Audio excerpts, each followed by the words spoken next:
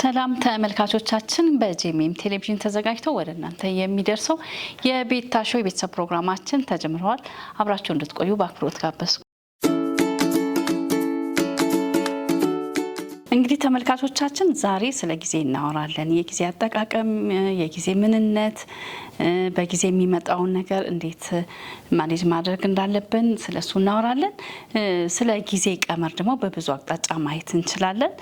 በቅደም ተከተል በሚቀመር ባህሪው፣ እንደገና ደግሞ ስነ ህይወታዊ የጊዜ ቀመር የሚባል አለ። ሌላውም ደግሞ ስነ ልቦናዊ የጊዜ ቀመር አለ። ባህላዊ የጊዜ ቀመር የምንለው ይኖራል። ታሪካዊ ጊዜ ቀመር አለ። የጂኦሎጂካዊ የጊዜ ቀመር እንዲሁም ደግሞ የታይም ዞን የጊዜ ቀመር፣ ሌላም ደግሞ የኢኮኖሚያዊ የጊዜ ቀመር እና ሃይማኖታዊ የጊዜ ቀመሮች አሉ። እንግዲህ ግሪኮች ደግሞ ጊዜን በአራት ክፍል ይከፍላሉ። በአራት ሁኔታ ከፋፍለው ክሮነስ፣ ካይሮስ እና አዩን እንደገናም ደግሞ ሆራ የሚባል የጊዜ አቆጣጠር አላቸው። ከዚህ ውስጥ በጣም የገረመኝ ካይሮስ የሚለው ነው። ካይሮስ የማይደገም አንዴ ብቻ ወደ ህይወታችን የሚመጣ ወርቃማ ጊዜ እድል እንደምንለው ያንን ክሮነስ ይሉታል። እንግዲህ ዛሬ ስለ ጊዜ እንደምናወራው በሰው ልጅ ህይወት ውስጥ ደግሞ ትልቁን ስፍራ የሚይዘው ጥያቄ የጊዜ ጥያቄ ነው። ሰው መቼ በሚሉ ጥያቄዎች ውስጥ ሳያልፍ መኖር አይችልም።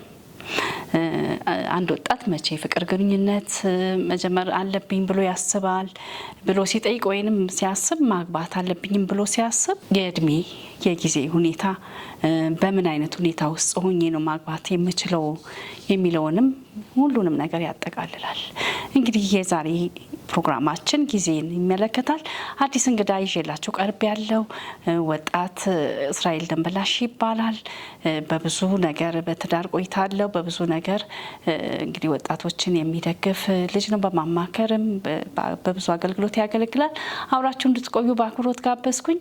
አመሰግናለሁ እስራኤል ስለመጣ። እኔም አመሰግናለሁ። ራስህን አስተዋውቅ። እሺ፣ ስሜ እስራኤል ደንበላሽ ይባላል። የባለ ትዳርና የሁለት ልጆች አባት ነኝ። እንግዲህ በትዳር 10 ዓመቴ የሞላ ነው አሁን ላይ። በትምህርት የማርኬቲንግ ዲግሪና የማስተርስ የካውንስሊንግ ሳይኮሎጂ ምሩቅ ነኝ። እንዲሁም እየሰራው እገኛለሁ ከአገልግሎት ባሻገር በቤተ ክርስቲያን ውስጥ ደግሞ በዝማሬና እንደዚሁም ደግሞ ሶሻል ሚዲያዎችን በመጠቀም የካውንስሊንግ አገልግሎትን እሰጣለሁ። የማገለግልበት ቤተክርስቲያን ኢምፓወርድ ጄኔሬሽን ፎር ክራይስት ይባላል። እዚሁ አዲስ አበባ ያለ ቤተክርስቲያን ውስጥ ነው ማገለግለው። ይህንን ይመስላል። እንግዲህ ጊዜን በመቸኮልም ሆነ በመዘግየት መሳት አለና ይሄ ወርቃማ የምንለውን ጊዜ ቅድም እንዳልነው ካይሮስ እንዳልነው አንዴ ብቻ ወደ ህይወታችን የሚመጣ እድልም ይኖራል። እንደገና ደግሞ ጊዜውን ደግሞ በአግባቡ መጠቀም እንደሚያስፈልግ ህይወት ታስተምረናለች እና ያንን እንዴት በመቸኮልም በመዘግየት መካከል ያለው የጊዜ አጠቃቀማችን ምን ይሁን ትላለ? መቼ አንድ ነገር ለማድረግ መቼ ይሁን? ያንን ጥያቄ ሰው እንዴት ማኔጅ አድርጎ ይኖርበት ትላለ? እንግዲህ አስቀድመሽ እንዳልሽው ጊዜ የህይወት ወሳኝ ጥያቄ ነው።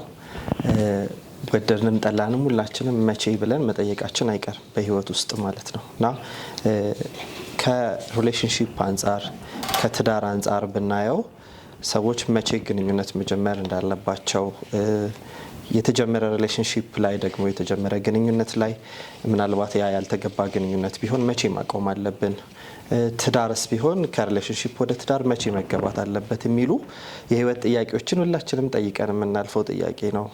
ስለዚህ ከዛ አንጻር ወሳኝ ነው። መጽሐፍ ቅዱስ ላይም እንደምንመለከተው ልክ አስቀድመሽ እንዳልሽው በጣም ወርቃማዋን ጊዜ ባለማወቅ የሳተ ህዝብ እንዳለ ራሱ መጽሐፍ ቅዱስ ይነግረናልና ኢየሱስ ክርስቶስ በምድር ላይ በተመላለሰ ጊዜ አንድ ካስለቀሰው ነገር ውስጥ አንደኛው የኢየሩሳሌም የመጎብኛዋን ጊዜ ባለማወቋ ነበርና መሲህ እንደሚመጣ ያውቃሉ፣ ይጠባበቁታል። ግን በመጣ ጊዜ ግን ጊዜውን ስተው ነበረ እና ያንን ህዝብ ሲያይ ኢየሱስ ያንን ጊዜ ስለሳቱ እንዳለቀሰላቸው እንመለከታለን መጽሐፍ ቅዱስ ላይና እንግዲህ በሁለት መንገድ ነው ቅድም እንደተባለው ጊዜ ሊሳት የሚችለው። አንድም በማርፈድ ይሳታል፣ አንድም በመቸኮል ይሳታልና አንዳንዴ በጣም አንዱ ወገን ችኩሉ ወገን የምንለው የመጣበትን ዝናብ እንኳን የሚጠለልበትን ጊዜ የባከነ አድርጎ ያስበዋል። ስለዚህ ቆሞ ከመጠለል ይልቅ እየበሰበሰ ቢሄድ የሚመርጥ ወገን አለ። አንዳንዱ ደግሞ ለውሳኔ በጣም የዘገየ እና ከረፈደ በኋላ ማርፈዱ የሚገባው ሰው አለ እና በሁለቱም በኩል ጊዜ ሲሳት በህይወት ውስጥ ትልቅ ኪሳራ ያጋጥማል። ነገር ግን መቼ ነው ብለን አሁን ለምሳሌ አንዱን ጥያቄ ብናነሳ ሪሌሽንሺፕ ለመጀመር አንድ ሰው መቼ መጀመር አለብኝ ብሎ ቢጠይቅ የምናስቀምጠው ስፔሲፊክ እድሜ ባይኖርም እንደ ካልቸሩ እንደምንኖርበት ሀገር እንዳለን ኢኮኖሚ ላይፍ ስለሚወሰን ይህንን ያህል ብሎ እድሜ ማስቀመጥ ባይቻልም ሰው ግን ከእድሜው በላይ ከቁጥር በላይ ብስለት በሚኖረው ጊዜ መንፈሳዊ ብስለት በሚያገኝ ጊዜ ስፒሪቹዋል ሬዲነስ ሲኖረው ስሜቱን ኮንፍሊክትን ማኔጅ ማድረግ በሚችልበት ጊዜ ሪሌሽንሺፕ ቢጀምር ተገቢ ነው እላለሁ። ምክንያቱም እነዛ ነገሮች ራሱን ካልጠየቀ እነዛ ነገሮች ላይ ጊዜ ካልወሰደ ምናልባት ከሌሎች መነሻ ምክንያቶች ተነስቶ ግንኙነት ሊጀምር ይችላል። ይህም ማለት ጓደኞቹ ጓደኛ ስለያዙ የሴት ጓደኛ ወይም ፍቅረኛ ስለያዙ ከዛ ተነስቶ ግንኙነት ሊጀምር ይችላል ራሱን ሳይመለከት ማለት ነው። ስለዚህ የትኛው ነው ራይት ታይም ብለን ብንጠይቅ ወጣቱ ቢጠይቅ ይህን ጥያቄ ሬዲ ነኝ ወይ አሁን ከራሴ ባለፈ የኔን ስሜት ማኔጅ ከማድረግ ባለፈ የሌላን ሰው ስሜት ቴክ ኬር ማድረግ እችላለሁ ወይ ከኔ ባለፈ ለሌላ ሰው ኃላፊነት መውሰድ እችላለሁ ወይ ብሎ በሚያስብበት ጊዜ ላይ ግንኙነት ቢጀምር በጣም ተገቢ ነው እላለሁ። ከዛ ውጪ የተጀመሩ ሪሌሽንሺፖች ላይ አስቀድሜ እንዳልኩት ምናልባትም አንዳንድ ጊዜ አንዳንድ ግንኙነቶች ከተጀመሩ በኋላ ያልተገባ ሆነው ሊገኙ ይችላሉ። ምናልባትም በሪሌሽንሺፕ ውስጥ አንድ ሰው ክርስቲያን ካልሆነ ሰው ጋር ግንኙነት ሊጀምር ይችላል እና ያ የጀመረበት ምክንያት ወይ ያንን ሰው በመውደድ የሆነ ምክንያት ወይም በመቀራረብ ሊነሳ ይችላል። ነገር ግን ብዙ ጊዜ ያንን ቶሎ ለማቋረጥ ጊዜ ሲወስዱ እናያለን ረጅም ጊዜ እና በዛ ውስጥ ማንሽራቸው ወይም ማንመልሳቸው ነገሮች ሊፈጠሩ ይችላሉ እና ያ ሳይረፍድ መቆም ያለበት ግንኙነት ላይ ጊዜ ያለመውሰድ ተገቢ ነው። ስለዚህ ይሄ ደግሞ በማርፈድ ውስጥ የምንከስረው ኪሳራ እንዳለ ያሳየናል። እንደውም አብርሃም ከሳራ ሊወለድለት ያለውን ልጅ በመጠበቅ ውስጥ እያለ ነው አይደለ የእግዚአብሔርን ጊዜ ስለሳተ ከአጋር እስማኤልን ሲወልድ የምንመለከተው በመቸኮል ውስጥ ያለ እንደሆነ እናያለን እና በአጠቃላይ ትዳር ላይም አንዳንድ ሰው ሪሌሽንሺፕ ላይ ረጅም ጊዜ ሲቆይና ከጋብቻ ሲዘገይ እንመለከታለን። በዛ ውስጥ እንደ ክርስቲያን ቅድስናን ሉዝ የምናደርግበትን ምክንያቱም ሰዎች ነን ራሳችንን ለፈተና አጋልጠን እንሰጣለን ጊዜ በረዘመ ቁጥር። ስለዚህ ከንጽህናም አንፃር ከቅድስናም አንፃር ረጅም ጊዜ በሪሌሽንሺፕ አለመቆየት ይህንን ኮንሲደር ማድረግ ተገቢ ነው። አንዳንድ ጊዜ ደግሞ በተቃራኒው ሪሌሽንሺፓቸው ላይ በጣም ትንሽ ጊዜ አሳልፈው ወደ ጋብቻ የሚገቡ ሰዎች እንመለከታለን። እነዚህ የምንመለከታቸው ነገሮች በሙሉ በመቸኮልም በመዘግየቱም ውስጥ ያሉ ኪሳራዎች ናቸው እና አንዳንድ ጊዜ ሰዎች ያላወቁትን ሰው አግብተውት ትዳር ደግሞ ልክ መንገድ እንደመምረጥ አይደለም አይደል? መንገድ ስንመርጥ በዚህ መንገድ እንሄዳለን ካላዋጣን ያን መንገድ ተመልሰን ሌላ መንገድ መቀየር እንችላለን። ትዳር አንዴ ከገባንበት በኋላ የምንወጣበት ህይወት አይደለም። መሄጃ ብቻ ያለው መንገድ የትዳር መንገድ ነው፣ መመለሻ የሌለው መንገድ ማለት ነውና ስለዚህ ታይም ቴክ ማድረግና ጊዜዎችን ወስደን አስበን መወሰን ያለብን ውሳኔ ነው ትዳር። ስለዚህ የማያውቁትን ሰው ካገቡት በኋላ በትዳር ውስጥ ሲተዋወቁት ሌላ ሰው ሲሆን የምንመለከተው ጊዜ ሰጥተው ያንን ሰውዬ ሊፈትሹት፣ ሊመለከቱት፣ ሊያጤኑት ጊዜ ስላልወሰዱ ነው ብለን እናስባለን እና እንደ ምክር ላቀርበው የምችለው የመጀመሪያው ሁለቱን ነገሮች ማማጠን ተገቢ ነው። መጠነኛ መሆን በመቸኮልም ባለመቸኮልም ውስጥ ባለማርፈድም ውስጥ በመሃል ያለን ወሳኝ ጊዜ ማወቅ ተገቢ ነው። ሁለተኛ ደግሞ እንግዲህ ከእግዚአብሔር የምንጠይቀው ምሪትን ብቻ አይደለም። እግዚአብሔር አቅጣጫን ብቻ ሳይሆን የሚሰጠን ጊዜንም ነው የሚሰጠን እና መጽሐፍ ቅዱስ ላይ መቼ ልውጣ የሚል ጥያቄ በጣም ደጋግመው መሳፍንቶች ሲጠይቁ እንመለከታለን። መቼ ይሁን ወይም ደግሞ በነቢያቱ እግዚአብሔር ለሕዝቡ ነገ በመካከላችሁ እግዚአብሔር ድንቅ ነገር ያደርጋል ብሎ የነገን ቀጠሮ ሲሰጣቸው እናያለን እና ከእግዚአብሔር ጊዜን ማድመጥ ተገቢ ነው ብዬ አምናለሁ። የእግዚአብሔር ወሳኝ ጊዜ በሕይወቴ ምንድን ነው ብለን ጊዜ መውሰድ አለብን ወይም ከእግዚአብሔር ማዳመጥ አለብን ብዬ አስባለሁ። ለመጨመር ያህል ደግሞ አሁን ላይ ምን አይነት ነገሮችን እናስተውላለን? ስታንዳርዶችን ከዓለም እንወስዳለን። ለምሳሌ ሴት ልጅ እንደረፈደባት ታስበው ያገኛት ሁሉ በወጣች በገባች ቁጥር መቼ ነው የምታገቢው የሚል ጥያቄ ይጠይቃታል። እና ይሄ እሷ በራሷ ህይወት ላይ የእግዚአብሔርን ጊዜ እንዳትጠብቅ የሶሻል ተጽዕኖ እንዳለው ነው የሚያሳየን አይደል? እና በእንደዚህ አይነት ጊዜ ውስጥ ከሶሻል ተጽዕኖ ራስን ነጥሎ የእግዚአብሔርን ጊዜ ማሰብ ተገቢ ነው። አንዳንዴ በእኛ ማህበረሰብ ውስጥ ረፈደ በሚባልበት ጊዜ ላይ ረፍድ ይችላል። የእግዚአብሔር መልካም ጊዜ የሚባል ጊዜ አለ። እሱ እግዚአብሔር ነገሮችን ውብ አድርጎ የሚሰራው በጊዜ ውስጥ ስለሆነ ከእግዚአብሔር መጠበቅ ተገቢ ነውና በሶሻል ተጽዕኖ ስር አለመውደቅ፣ በአካባቢ በማህበረሰብ እይታ ውስጥ አለመውደቅም አንድ ወሳኝ ነገር ነው ብዬ አስባለሁ።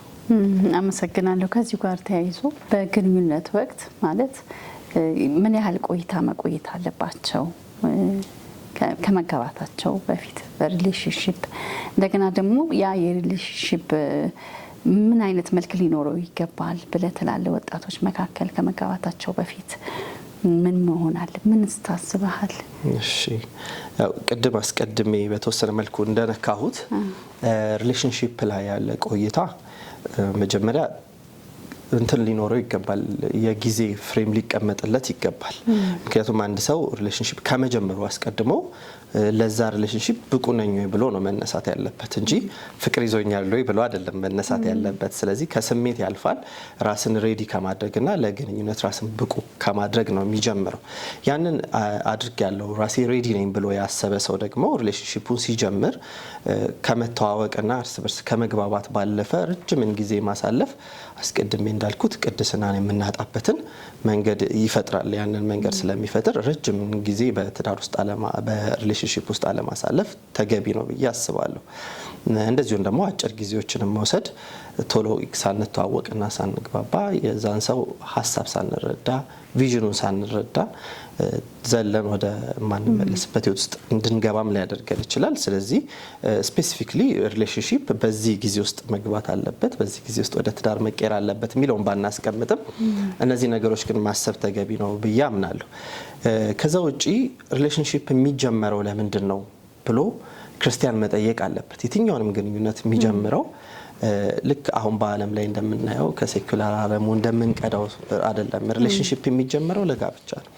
ያለ ጋብቻ ሪሌሽንሺፕ አይጀመርም። ስለዚህ ይህንን መሰረት አድርጎ መነሳት አለበት። አንዳንድ ጊዜ ሰዎች ጊዜያቸውን ለማጥፋት ካሉበት ብቸኝነት ለመውጣት በተለያዩ ምክንያቶች ሪሌሽንሺፕ ይጀምራሉ እና እንደዛ ማድረጉ በራሱ ሪሌሽንሺፑ ላይ ያለውን ጊዜ እንዳንወስን ያደርገናል።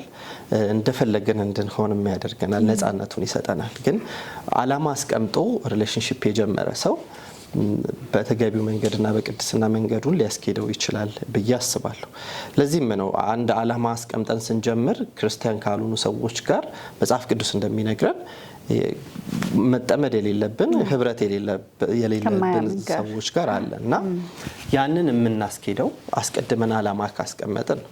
ስለተዋደድን ብቻ ግንኙነት የምንጀምር ከሆነ ያ ሰውዬ ምንድነው፣ ሃይማኖቱ ምንድነው፣ ወይም ደግሞ የህይወት አመለካከቱ ምንድነው፣ ነገ በምመሰርተው ቤተሰብ ላይ ምን አይነት ተጽዕኖ ያሳድርብኛል፣ ልጆቼ ምን ሆነው ያድጋሉ የሚለው ጥግ ድረስ ስለማይሄድ አላማ አስቀምጦ አለመጀመሩ ሪሌሽንሺፑን ብዙዎቹ በማይገባ አካሄድ ውስጥ እንዲጠመዱ ያደረጋቸው ይመስለኛል። ስለዚህ ሪሌሽንሺፕ ላይ የምጀምረው ለምንድን ነው ብሎ ራስን መጠየቅ፣ መጨረሻውን ማስቀመጥ ተገቢ ነው ብዬ አምናለሁ።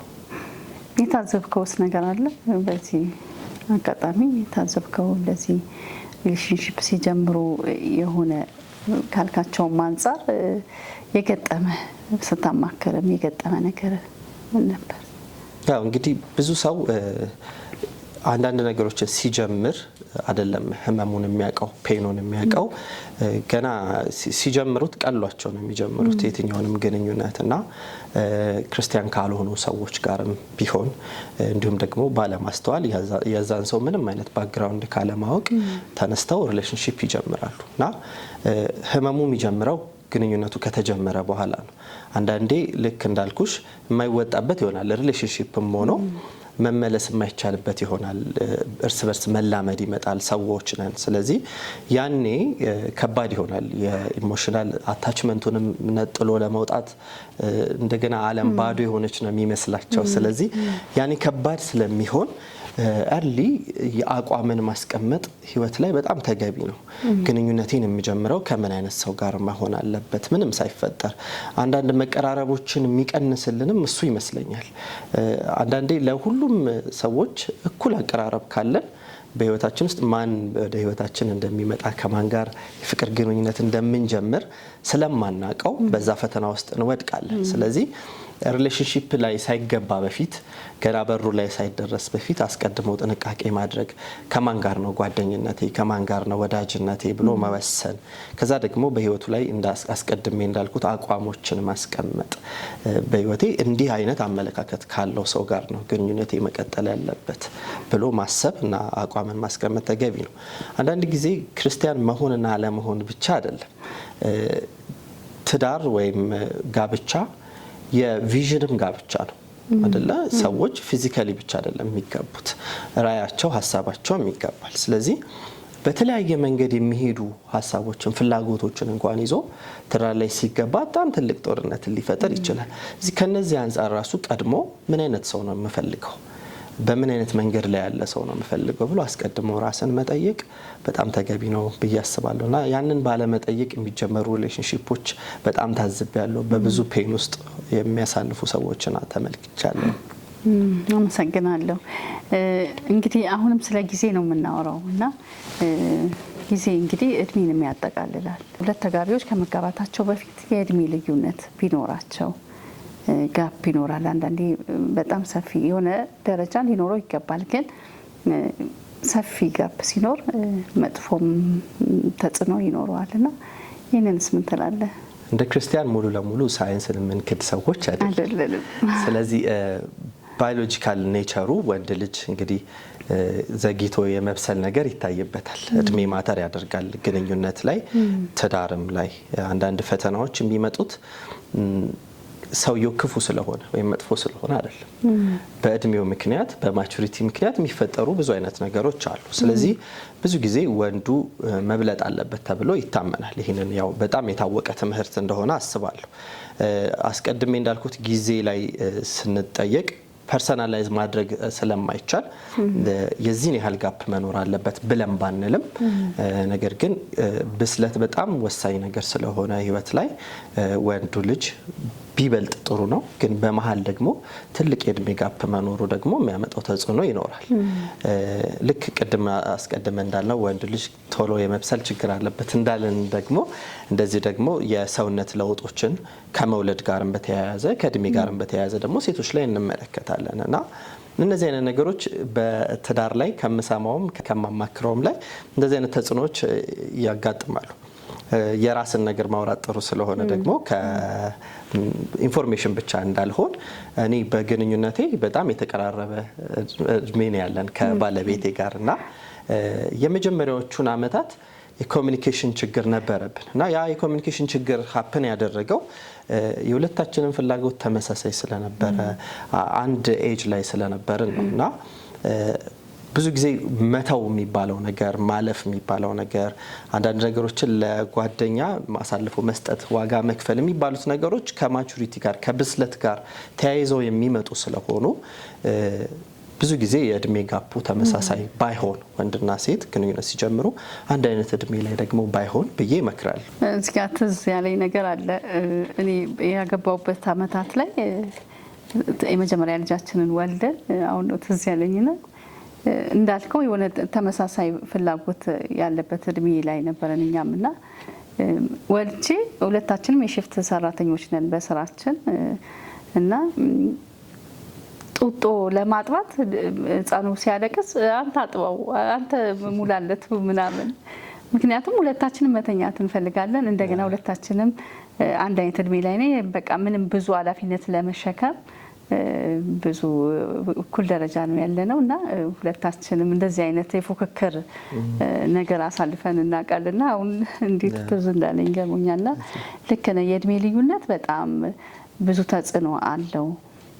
መጀመሪያ ላይ አይመስልም። አንዳንዴ ለገንዘብ ሲባል ትልቅ ሰው ወይ ትልቅ ሴት ማግባት ይኖራል ወይ ደግሞ ወደ ውጭ ለመውጣት አሁን ላይ የተለመደ ነገር አለና ያ በኋላ ላይ ተጽዕኖ ሊያመጣ ይችላል።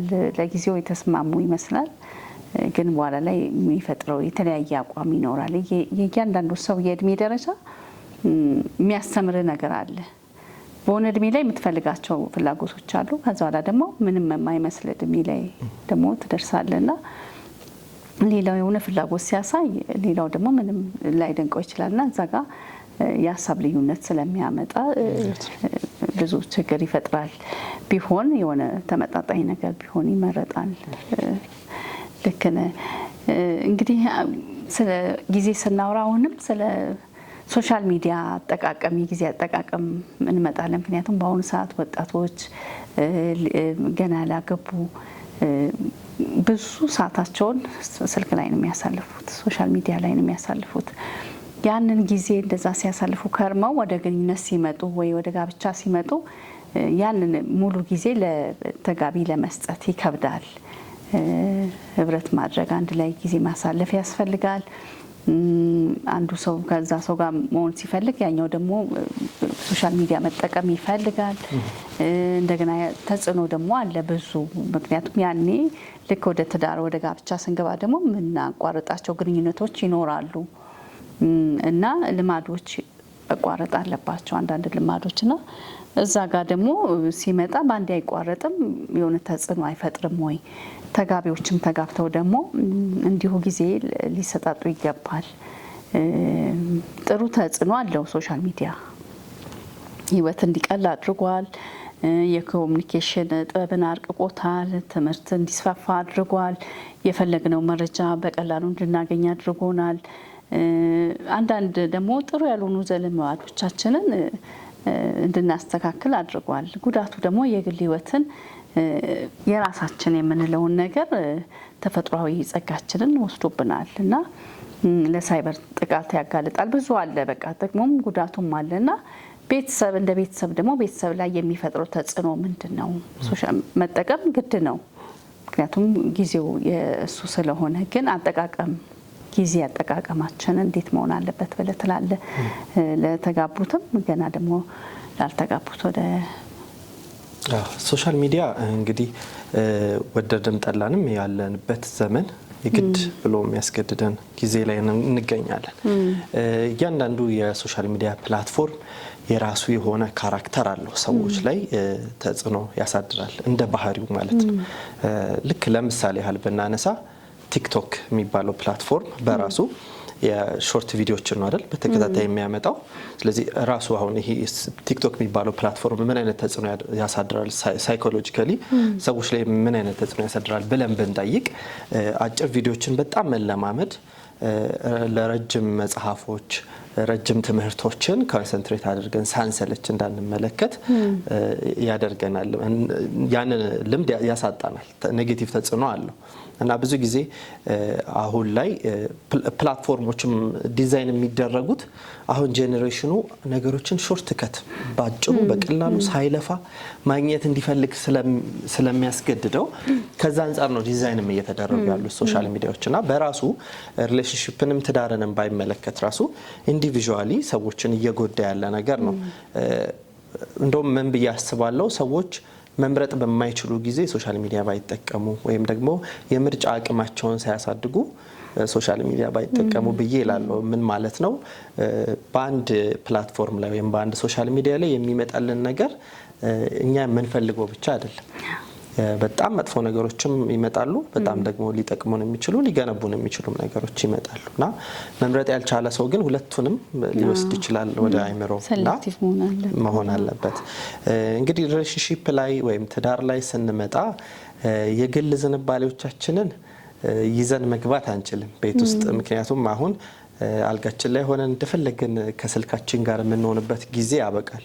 ሌላ ሰው አለ አጠገባችን ማለት ነው። ስለዚህ ከዛ ሰው ጋር ማውራት ባለብን ጊዜ የምናወራ፣ ማዳመጥ ባለብን ሰዓት ጆሮ የምንሰጥ ሰዎች ልንሆን ይገባል። እንደውም በጣም ብዙ ቤት ውስጥ ማለት ይቻላል በዚህ ህመም በዚህ በሽታ ያልተጠቃ አለ ብዬ እስከማላምን ድረስ እኔን ጨምሮ ሁላችን የተፈተንበት ጉዳይ ነው። ሶሻል ሚዲያ አጠቃቀማችን፣ የስልክ አጠቃቀማችን ከሰው ዓለም ነጥሎናል ወይም ኤግዚስት ካደረገው ዓለም ነጥሎናል እና የራሱን ዓለም ይሰራልን ይመስለኛል። የምንፈልገውን ነገር እናገኛለን፣ የምንፈልገውን ነገር የሚሉልንን ሰዎች እንፈልጋለን። ስለዚህ ከውስጣችን ለሚወጣውም ወደ ውስጣችን ለሚገባውም ነገር እዛ ዓለም ላይ ተሰፍተናልና ይሄኛውን ዓለም እንደ ተውነው ነው የሚያሳየኝ ማለት ነው። ስለዚህ ይህንን ሁሉ የግል ዝንባሌ ትተን ነው ልንገባ የሚገባ። ልጆች ወለድን፣ ለልጆቻችን ጊዜ መስጠት እንዳለብን። ይሄ የሶሻል ሚዲያ አዲክሽኑ ከልጅም ጊዜ ይወስዳል እና ለልጆቻችን ውሏቸውን እንዳናዳምጥ፣ በቂ ጊዜ እንዳንሰጣቸው፣ እንዳንሰማቸው ሊያደርገን ይችላል እና በጣም ጥንቃቄ የሚፈልግ ጉዳይ ነው። አዎ የሚያመጣው ተጽዕኖ ልክ ነው። እኔ በጣም ምን መለከታለሁ መሰለሽ የሶሻል ሚዲያ ተጽዕኖ ላይ ቤትሽ ምግብ ስታዘጋጂ በጣም በጥንቃቄ ከጤና አንፃር ምግብ ትሰሪያለሽ አይደል? ያን ምግብ ለልጆችሽ ማዘጋጀት ካልቻልሽ ግን ልጆችሽ ወጥተው ከምግብ ቤት የፈለጉትን አይነት ምግብ ወይም የቀረበላቸውን አይነት ምግብ ይበላሉ። ስለዚህ ቤት ያልተሰራላቸውን ውጪ ለጤናቸውም ቢጎዳቸው ለጊዜያዊ ጥጋብ እንደሚሆን ይበላሉ ወይም ይመገባሉ። እዚህ ምድር ላይ ሴኩላር ዓለሙ የራሱ የሆነ ትምህርት አለው። ምድር የራሷ ትምህርት አላት። ይቅርታን ዲፋይን አድርጊልኝ ብትያት ምድር ይቅርታን ዲፋይን ታረግልሻለች። ፍቅርን ዲፋይን ታረጋለች፣ ሪሌሽንሺፕን፣ ትዳርን። እነዚህ ሁሉ ግን መጽሐፍ ቅዱሳዊ ላይ ሆኑ ይችላሉ። ስለዚህ ሶሻል ሚዲያው ከሚያመጣው ትምህርት በላይ ቤተክርስቲያን ካልተዘጋጀች ትውልዱ ትምህርትን የሚያገኘው የህይወቱን መንገድ የሚቃርመው ከሶሻል ሚዲያ ይሆናል። ያ ደግሞ በጣም ህይወትን በጣመመ መንገድ እንድንመራ የሚያደርገን ነው። መምረጥ ባልቻልን ጊዜ ያገኘነውን ትምህርት ሁሉ ስለምንወስድ መጽሐፍ ቅዱስ ምን ይላል ሳይሆን ሶሻል ሚዲያው ምን ይላል የሚለውን ከመረጥን ነገላለን ለምንመሰርተው ትዳር፣ ለምናሳድጋቸው ልጆች ራሱ ትልቅ ያልሆነ በጣም ትልቅ ተጽዕኖ የሚያሳድር መጥፎ ትምህርት ልናወርሳቸው ስለምንችል በዚሁ ለማሳሰብ ያህል ቤተክርስቲያን ይህንን ትምህርቷን ሶሻል ሚዲያ ላይም በቃ በደንብ በተጽዕኖ መስራት ይኖርባታል ብዬ አምናለሁ። ምክንያቱም ዓለም ከዚህ በላይ የተዘጋጀችልን ስለሆነ እኛ ደግሞ የበለጠ ተዘጋጅተን ትውልድን ማዳን አለብን ብዬ አምናለሁ። አመሰግናለሁ። ተመልካቾቻችን እንግዲህ ብዙ ትምህርት እንደወሰዳችሁ ደግሞ የሆነ ማስተዋል ሆነላችሁ ተስፋ አደርጋለሁ። ከእስራኤል ደንበላሽ ጋር ያደረግነው ቆይታ በዚህ አላበቃም። ሳምንት ደግሞ በሌላ ርዕስ ወደ እናንተ እንመጣለን። ተመልካቾቻችን እንግዲህ ዛሬው ፕሮግራም በዚህ አብቅቷል። ጥሩ ትምህርት እንደወሰዳችሁ ተስፋ አደርጋለሁ። የጊዜ አጠቃቀማችንን እንዴት መጠቀም እንዳለብን፣ በምን አይነት ሁኔታ ላይ ሆነን መወሰን እንዳለብን፣ ለውሳኔም ከምን አንጻር ዋናው የእድል ጊዜያችንን መጠቀም እንዳለብን ብዙ ተምረናል። ሳምንት ደግሞ በሌላ ርዕስ እንመጣለን። ከዚሁ ከወጣት እስራኤል ደንበላሽ ጋር ሳምንት ሌላ ቆይታ ይኖረናል። የቤት ታሾ አዘጋጅ ቤቴል ታምራት ነኝ። ሳምንት እንገናኛለን። መልካም ቆይታ